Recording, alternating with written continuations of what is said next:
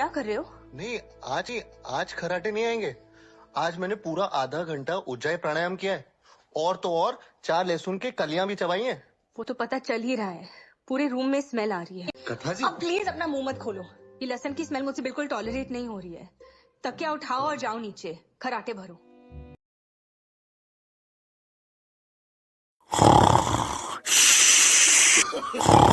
no, no, no, no.